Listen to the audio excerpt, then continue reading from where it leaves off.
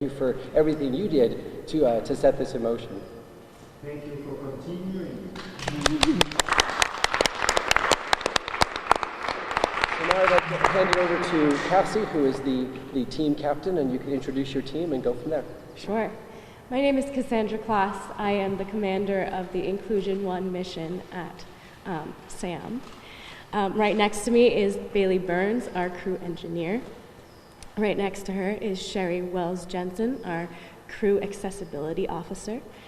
And right next to her is our medical officer, Iman Jahir. Close enough? Sorry. My crew is amazing. For the last 6 days, we have worked so hard to keep our habitat safe and in functional order for us to live. We worked within the lung to keep our pressure levels correct. We always had our backs when it came to checking our readings of our oxygen and our CO2 levels. Our engineer here, Bailey, is on top of that and has been great the entire time. She's kept us very safe. Sherry here has helped us understand how difficult some of the attributes of living in a habitat are. And we're very thankful to have her knowledge and her wisdom in this process. And Iman has always been here as our doctor to make sure that after EVA, we are all safe and healthy, because EVAs can be very taxing on us. So my crew has been very amazing in this. I'm so proud of them for everything that we've accomplished together. We made a lot of bread in SIM, and we are a family now. So I'm very appreciative. I thank Kai for allowing us to be a part of this and be the first mission. I want to thank Brandy for letting us, you put us together. We didn't know each other ahead of time, and now we are a family. So thank you all for being here and for seeing us come back to Earth. I guess I can kick it off. Cassandra, you mentioned both the research projects for the group as well as individual projects. Can each of you share one big takeaway from those individual research projects you guys did these last 6 days? Yeah, absolutely. So I am our commander, but I'm also the crew photographer. So I have a background in photography, and I have been documenting these guys for the last 6 days, whether it's doing readings for CO2, to being really proud of an Instapot meal, to Sherry showing us her moon rock that she collected on her EVA. So I'm very proud to be able to create this visual narrative of our mission and be a part of that. I focused on more of my engineering background. I did some CO2 monitoring. I was really focused on airflow and how we can, I don't know the best way to put it, but make sure there's no CO2 pockets. How do we move the air around properly? That was such an integral part of our conversations of just learning how that part of the HAB works. I feel like I have a very spiritual connection with the HAB now, just understanding like from a mechanism standpoint how it all works. I think just in general learning like the EVA operations and what it takes to actually do an EVA, which is when we came out in the suits to the Mars yard. That's what we were working on. And I think as a whole, our whole team learned a lot about what goes into an EVA operation. So those are my two big takeaways. I think it's always a delight to be part of something that's put together both with intelligence and wisdom. And when Kai and Brandy when Kai built the habitat and welcomed us into the crew, and when Brandy chose us for this mission, they were not just thinking about let's do a thing that's always been done before. It was very much a conceptualization of how things should be done in the future. How do you do it? If you're going to do something beautifully, not just accurately, but also beautifully, how do you put things together? And so my job was to look at the systems and the policies and the interactions of the crew in terms of what would make this a welcoming space for any scientist, regardless of their background or regardless of how their mind or their body is configured. So how do we create if we're going to go to space, which I'm imagining we are, I think at this point we're going, how do we make sure that we take our best selves there and that we don't leave anybody behind. If we have 1/4 of the population of the Earth that identifies as having some significant disability, we cannot afford to move forward as a species leaving 1/4 of us behind.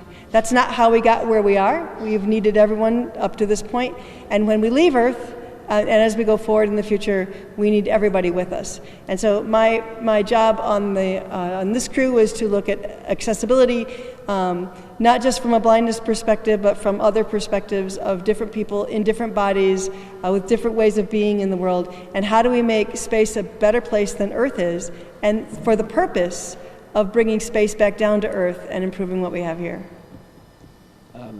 Well, I was the medical office, but I also brought research looking at stress mitigation. When we talk about going to the moon, or even people who live on the ISS, or if we're talking about going to Mars, we're talking about people living in confined spaces, not for 6 days, but upwards of 6 months to 3 years. A round trip to Mars and the time you spend there would probably be closer to 3 years. As you can all imagine, there are certain stressors that come with that, whether it's isolation, depression, how you interact with your crewmates. So what I was looking for was methods of stress mitigation. So we had various things that we did to try to mitigate stress, and recorded some physiologic measurements to see if any of those were affected, and also just kind of qualitative, how do you feel after doing that measurements? And so that's what I brought. And then it was interesting because this is the first time we've done a mission here, but obtaining certain baseline values from my crewmates and then seeing them go out on an EVA and come back, or seeing them feel unwell for whatever various reasons, those kinds of baseline measurements gave me a clue as to what was going on later, where I think if I hadn't had those initially, I wouldn't know where your baselines were, and do I need to be worried, do I not need to be worried? So there's a lot to learn. You know, you go in with one thing and you come out with 10 things. That's what well this said. showed us. Yeah. Excellent, thank you. I have a question. We questioned you when you did an interview before you went in, and you said something about you were in charge of, you oversaw whatever was going on inside, but you were concerned that both nothing happened in the toilet. The toilet works. We had no issues. Thank you, Kai, for making sure that one worked. Yeah, that was a good lesson learned, that everything went as planned, and yeah. Sort of expanding on something Dr. Ruiz mentioned early on, a lot of times when we do science stories, we kind of worry that viewers sitting home go like, well, that's cool and all, but how does that affect me? And how does that affect me anytime soon? What would you say to them? I mean, are there lessons that your average person can glean from this now? I would say that everyone has a sense in the last few years how it's felt to be isolated during the pandemic. And this is a different version of that, where stakes are higher, your air outside of the habitat is unbreathable, and your crew dynamics, whoever you are living with at the time, is center focus. These are tasks and these are human elements. You know, we got a little bit of training ahead of time. We didn't know each other until last week in person, but for months we had been training over Zoom. We had crew dynamic training, and it's that I will bring with me to my job. I will bring that with me to my relationships in life. This experience really hones in on, you know, how we're going to eventually live in space. And right now that might not seem as relevant, but for us, we are collecting so much data that in turn, we're also learning about the Earth. So I would say it kind of goes back and forth. Well, and a wise man once said, and that wise man was Kai, there are no failures in science. Was there anything that you guys collectively said, okay, maybe for the next mission next week, this is something that we would want to let them know about, or something to learn from? I can address as the access officer. Part of my job was to look for the places where this is going to be a more exquisitely designed machine than it already is. And I don't think we ever said, oh, that's a failure. I don't think that's not how science is, right? But when we're looking at the systems and we're looking at the policies and we're looking at the interactions, our job as scientists is to always push things to the next level and make everything better. So I would say that that's our list of things that we noticed that can move to the next step is already acknowledging that these things are good, and we're going to push them one step higher. If you look at what makes for a successful mission, human factors versus technical factors. What would you say the percentage split is? Oh, man. What's more? I need to go take some data points on that, actually. That's interesting. I need some data points on that. That's an interesting question. Well, I mean, either system can wreck you, right? So I don't think, I would not want to, it's not a zero-sum game, I think has to be my answer to that question. Yeah. Because either the human factors or the technical factors can destroy your mission. And you need both to be as beautifully designed as possible. So I'm just going to willfully refuse to answer your question and say that it's not a zero-sum game, and you desperately need your cohesive, attentive, wise crew and your guidance from your ground staff, and you need your machines to operate. What did each one of you miss the 6 days? And I know it's only 6 days, but what did you miss the most, Cassandra? Well, I missed my family, of course. I think all of us missed our families. And I also, we did this exercise actually on one of our last nights. What we had gratitude for back on Earth. And one of mine was also in my garden. I want to see how much my garden has grown in the last week. So there's these little things that you don't really think about until they're no longer in your periphery, they're no longer in your sight. Of course, my family is number one. After we are done, that's the first thing I'll do is give them a call and say I'm back on Earth.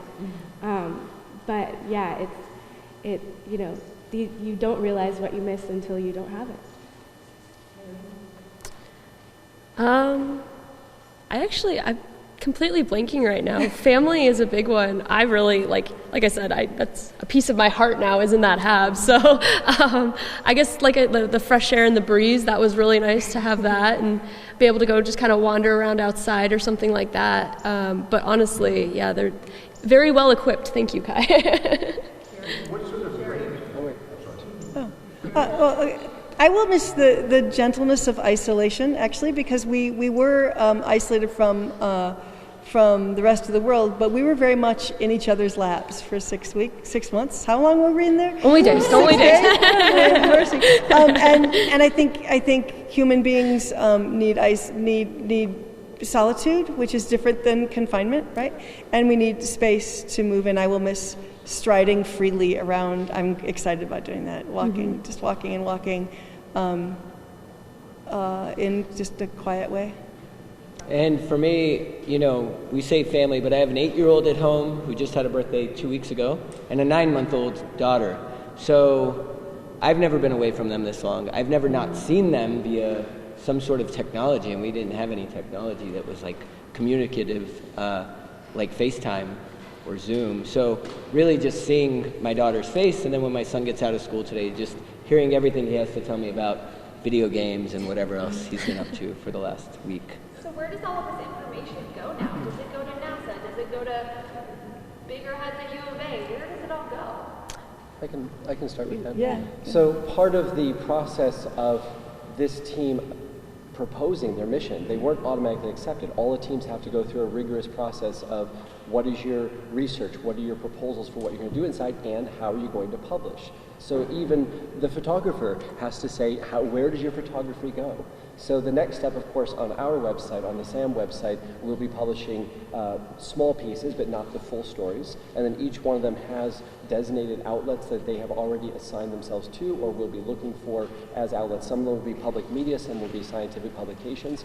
And the beauty of science is that it doesn't happen all at once. It may take 1 or 2 or 3 years. And it may be this research project in this habitat combined with another habitat for 2 or 3 more missions in other places before that data has the complete story that's worthy of publication.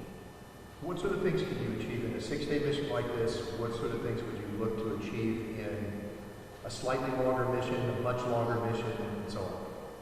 I mean, I'll take that. I think that part of the difficulty with it being short versus longer is that it takes you a couple of days to understand where you're living, just like any house. Where are the lights? In this one, it's how do you handle the lung, which, regulates your pressure. So you require probably 2 to 3 days to at least know where everything is and how everything operates. And then you probably in that time are learning your family, which is our crew. So while we did a lot together, if we had longer, I would say by the 5th day we were really falling into our stride of okay, these are the things that we need to do. this is how, Cassie works, this is how Bailey works, this is how Sherry works, this is how I work. And we really became much more integral and integrated as a team in advancing each other's objectives, whatever that was. And I think that's the benefit of a longer research, and obviously you can collect more data. There is benefits to shorter ones. I think we did a lot in SAM. This was the first human-in-the-loop study in SAM, so I know Kai and our group all collected a lot of data that's going to help us for the next mission and then the next mission, and it's always building upon that. But the longer you go, I think the more of a machine, well-oiled machine you probably become. For sure, for sure. And typically in Mars analogs and lunar analogs, there's about a dozen operating today around the world. Typically the missions are 2 weeks minimum. We're starting these first 2 missions at 6 days because we've never done it before. We want to see how the machine operates. How well did you do? Starting next fall, we'll have 2-week missions as the minimum, working up towards 3 and multiple month missions. You spent 6 days isolated away from everyone. What are some of the lessons that you gained from this experience that you wouldn't have gained elsewhere? I can cook, apparently. Yeah, you did great, Iman. You did great. I cooked most meals for some reason this week. Iman, He made the first best one. things Iman told me is like, I can clean, but I can't cook. And then we go through this and we find out he's the one who's cooking the most. He cooked the most. Yeah, And the best, he made the master meal. yeah he did. You guys were They both did. dulled in your senses, but I I will say for me, one thing that came out of this that I'm really excited about as a female engineer, I feel like an engineer right now. I have so much confidence in figuring things out. I trust myself so much right now. I think that was very specific to this habitat and learning myself and the science behind it and watching it all to come together. I'm very grateful for that. Yeah. What sort of things did you feel from the environment itself? Difference in air pressure, all of that?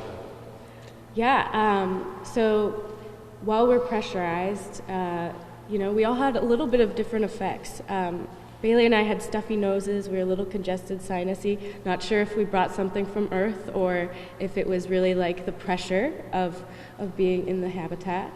And, at times, we're monitoring our water intake, we're monitoring our nutrients and our calorie intake, and we're being cognizant that we have to save enough material for a 6-day mission. So at times maybe we were a little dizzy because it's like, okay, how much water did we drink today? Mm-hmm. How much food have we eaten today? Have we eaten as a crew or are people snacking? What are we doing there? So there are these moments where, by the end we got a sense again, like Iman said, we started to monitor each other for how much are you drinking? Mm-hmm. How where have you been spending time, kind of thing. How are you feeling? That family aspect came very naturally as soon as we got in there, but we really got to a 5-day number and it worked. But yes, during the mission with this pressurization, you might feel a little stuffy or a little headachy, and that's just the nature of it.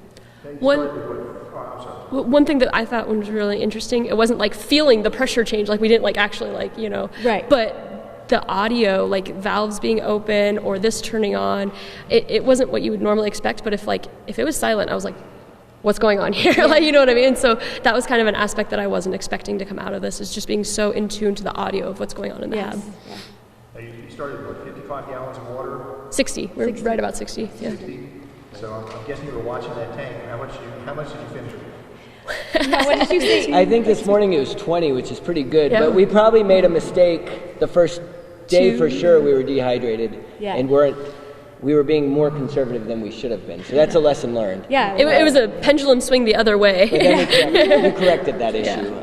I was surprised. I thought for sure we would go through all the water. Kai gave me reassurances that we wouldn't, and I guess Kai was right. It's almost like he's been preparing for this for years. How did you manage to conserve? Because I know you were using dehydrated food and so on, so that's some water burning. Yeah. It really wasn't bad. We took baths. We were able to take sponge baths. We used water for the plants. We used water for, washing our hands, for the restroom, for all of these things. Part of it is that there's a good kind of filtration system that Kai and his group have been working on. The condensation coming out of the air conditioning is all collected, and when we did our tests, it really does look like we could drink it. We didn't drink it, but I suspect you can drink it. So we have gallons of water in there that's been collecting that we haven't even touched. So it'll be interesting to see, as this progresses, and the whole system becomes even further closed, where the water is getting filtered and reused, much like on the ISS. Because on the ISS right now, they do bring in water when there are new missions, but they're reusing all the water that they have. If they take a sponge bath, they drain that water and they filter it and they'll drink it. So it was really a testament to what you guys are doing and where this is going. Yeah. Well, and you were too kind, because the water filtration systems we gave you, we were hoping that they could filter their dishwater and reuse that, and the filters we gave them clogged very quickly with the oils and the soaps from that. So we have a new system actually coming in tomorrow. Ooh, wow. We've already given us feedback. We're already improving the system for the next team. Good. But I want to come back to that approximately 40 gallons consumption. Some of you probably take 40-gallon showers. There are 4 people who lived for 6 days on 40 gallons of water.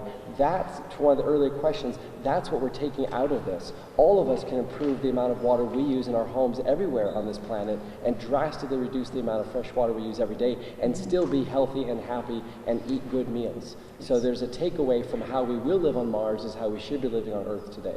Yeah, there's a lot of sustainability that we have learned in the last week. Yep. Very much attributing to you of our bins of, how our life can fit into a bin, how much water we can use, and how servings we can make. I mean, I know we made a couple days of leftovers, but we ate them anyway. And utilizing our water in a very smart way so that, yes, we do have dehydrated vegetables and food, but it never went to waste. And I think that one of the points we all were reminded of is living within your means and living sustainably is not suffering. No. Right. It's just living. Yeah. And it doesn't hurt you to turn off the water when you don't need it. It doesn't hurt you to soap your hands, then rinse them. Mm-hmm. It doesn't hurt you to be a good steward of the resources that we're given. And we weren't feeling deprived at any point about the water once we started drinking it properly. Once you did that. That was a dumb thing that we all did at first. But that's a great use of water to drink it, right? And like a lot of things that people do with water, especially with showers and washing dishes and stuff like that, you can do that differently and it doesn't hurt you. It's just these minute habit changes that just kind of add up to a lump sum, yeah. This question is for Kai. Now, I know you just finished your first mission, right? But do you see this 1,200 square foot space expanding and growing? What's the next step for it? Yes, so the facility of SAM itself, the structure itself, is part of the experiment. The structure will always be changing, improving, modifying. There's a couple changes we're going to do over the course of the next couple of days, add a couple more valves, change the water filtration system, and yes, expand. Expand not for the sake of necessarily giving the team more space to live, but in order to bring in more experimental apparatus. I just heard that we are going to receive a 20-foot freight farm shipping container. So Freight Farms is a company that builds high-density hydroponic systems in shipping containers. We have one on the other side of the Biosphere 2. They're producing 800 heads of lettuce every 2 weeks on about 25 gallons of water. And Joaquin just bought one for us. So not immediately, but sometime later this year, we're hoping to have an entire hydroponics chamber, not just the test module, but an entire working, functioning, living space that you can go in and ideally eat everything from that chamber. We did eat some of the basil. We did, sorry. Yeah, we did. It was very good. It was nice, yeah. Excellent. Just smelling it was nice, yeah. So What was good. your relationship to carbon dioxide while you were inside? That was most of my study. I think I've said CO2, I don't know how many times in the last 6 days. I went around and took readings in different parts of the hab 3 times a day, and it actually took a lot of my day to do that just because I was curious about how it all kind of interacted. I think I kept the crew pretty up to date on what was going on, and I think they also got an interest in CO2 and kind of some stuff in there. I think for me, you just become more cognizant, similar to the water, but it's like we're all sitting here together. Okay, so our CO2 is going to go up. Or when we had high CO2 levels, I went and sat in the lung because I knew the CO2 was lower there. And those different things like that of something that one might not be as big of a relationship on Earth because we're standing here and we're not worried about what the CO2 level is with all these people. But when you're in these habitats and it's sealed and everything and in space, that is now another thing you have to just kind of account for in the back of your mind, similar to the water levels, similar to the oxygen levels and those things. And if I can add to that, so from the outside, they have their internal monitors, and we have a sophisticated system called CMOC that was running during the entire mission, and my team had a back door to that data. So every 12 hours, 8 o'clock in the morning, 8 o'clock at night, we would go into that server from the outside, extract the data, and plot it, and then I would send those plots to the team with a full narrative. And it took all of us working together the first 36 hours to understand the narrative. So you did some excellent point systems of saying what is the CO2 here and here and here, but when we looked at the full time series data, we started to see a pattern. So yes, the CO2 is rising, that's expected, they're breathing out CO2, but then it dropped again, and they would rise again, and we understood that it was actually correlated with their waking and sleeping schedules.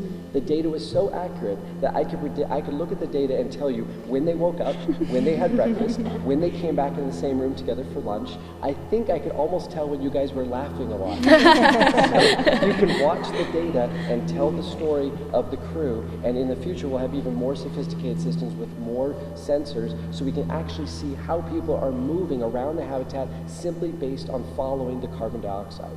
And they did an excellent job then with some internal of the communication, great job of then managing the valves.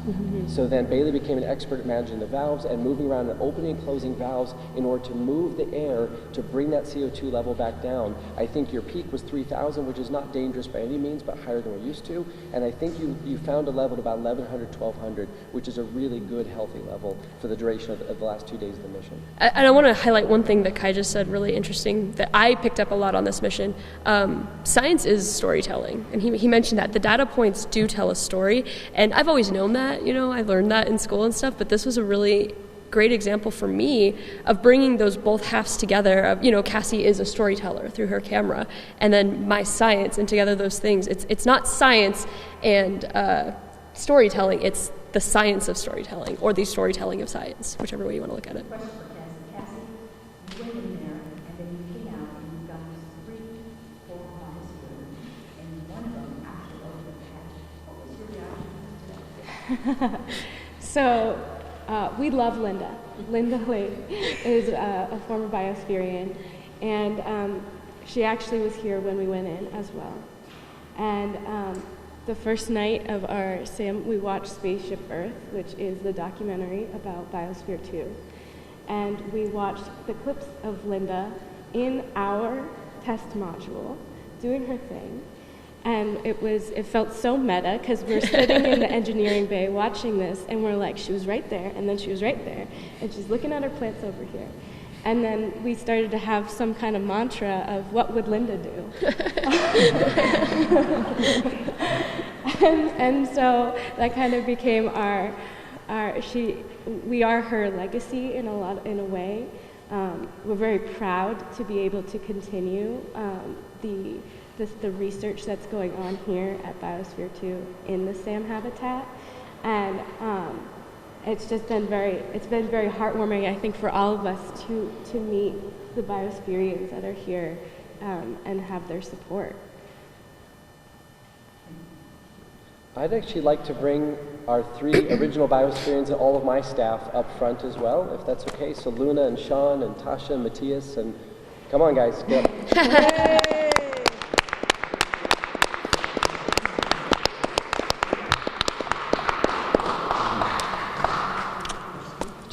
Come on guys, Linda, Phil, Baron, come on.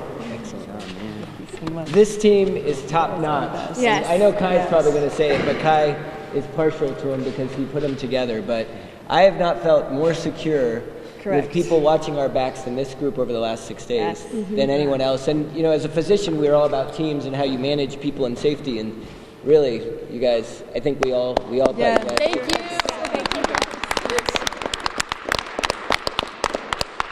So we have Matthias and Tasha and Sean and Luna and Linda and Phil and Bernd.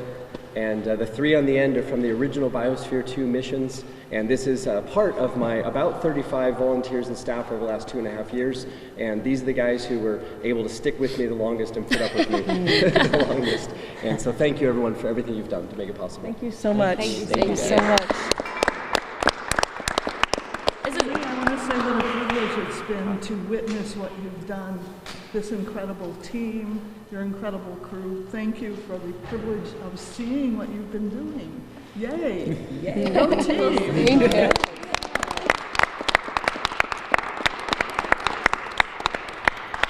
We can certainly continue with the questions. I just want to make certain everyone was recognized that's here. So the floor is still yours.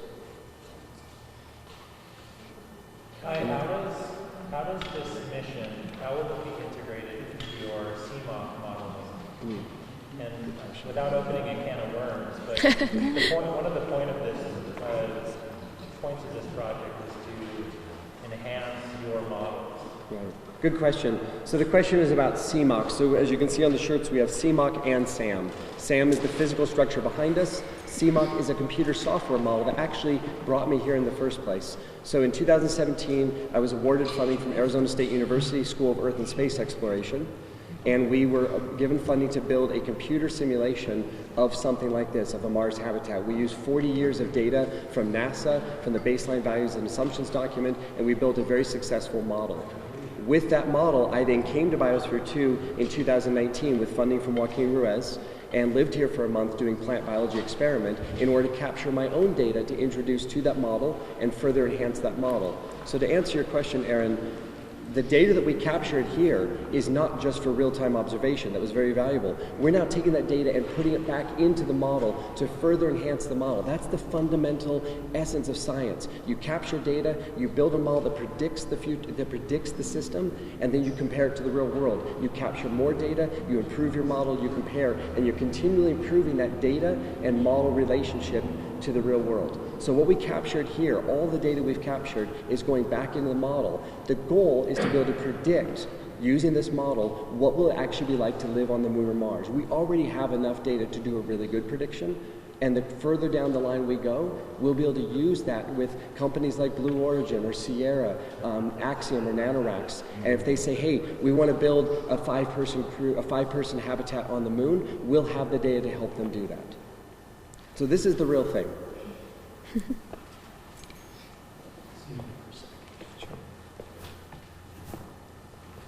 Any other questions? Thank you guys for everything. Thank you guys. Thank you. Thank you for coming. Thank you.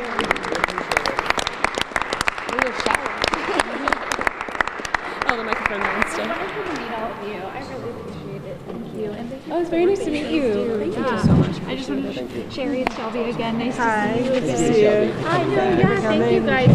Great work. Sorry, I'm just trying to get ready for the noon so that was like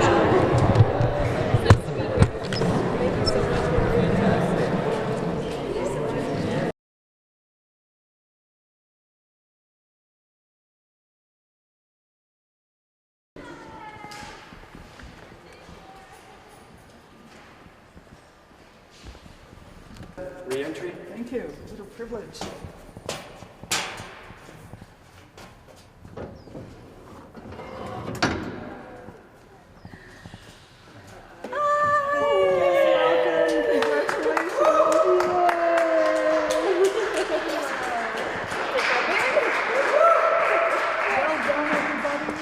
Oh, it smells good out here. Yeah. It smells bad in there. Thanks for inviting me. Your shoes. I get our shoes.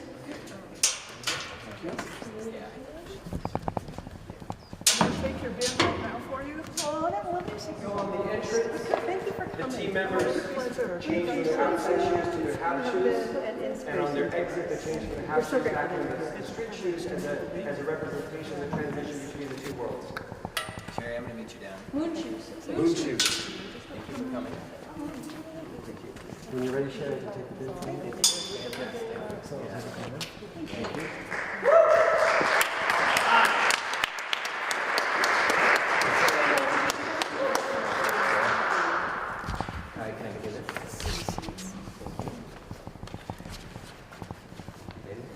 This was all of their personal gear. Everything they needed for the entire mission of their personal report had to fit in this bin, representational of a long journey to another place where you can't order from Amazon.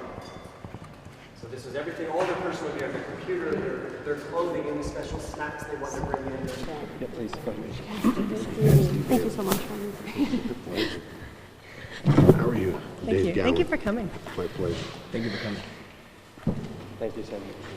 So Senator Gowan has introduced a bill to the Arizona State Congress and has been approved 13-1 by the House Appropriations Committee for $1.5 million to support the further.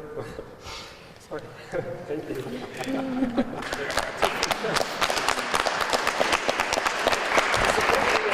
The development of this project. So he shares our vision and has been instrumental in carrying us forward.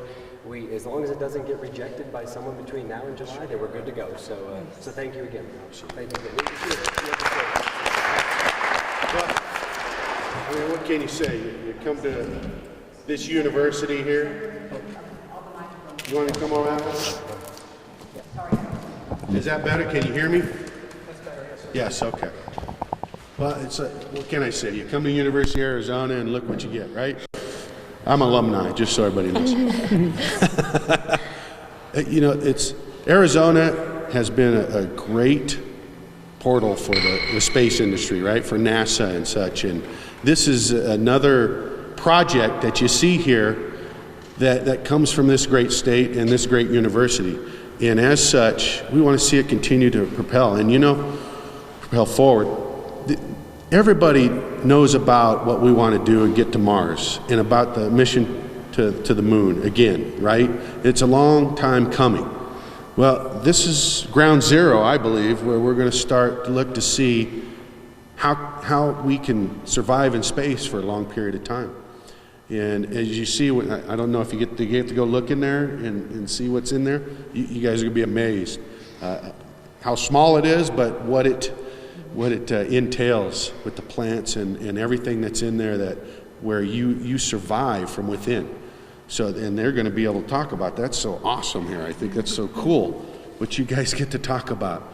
So this is going to be the project going forward that I believe will help NASA send people to the moon and Mars and be able to live out there. So it is my pleasure to make sure that Arizona has NASA come here and utilizes this. And to get that 1.5 million in there that's just a little bit, right? I mean, we could do a little better, and I think we will in the future.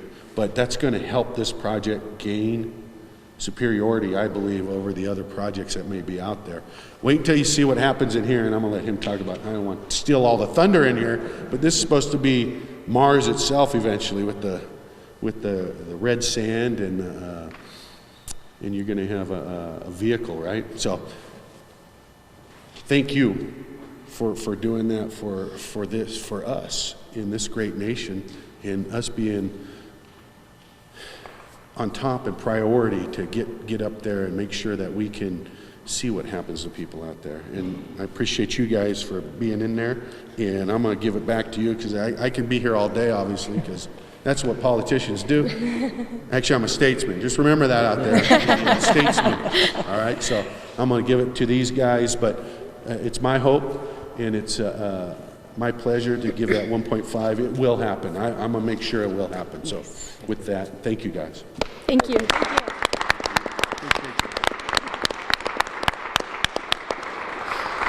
Now we have Joaquin Perez, who is our Executive Director for Biosphere 2, among many other things at the university. Kai, thank you so much. Senator Gowan, thank you so much for your support of this experiment. In some ways, Biosphere 2, as you well know, had an experiment like this when it started.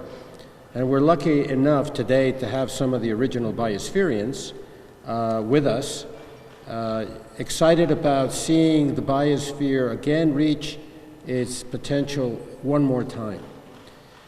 As Kai tells me, this entity that he has built almost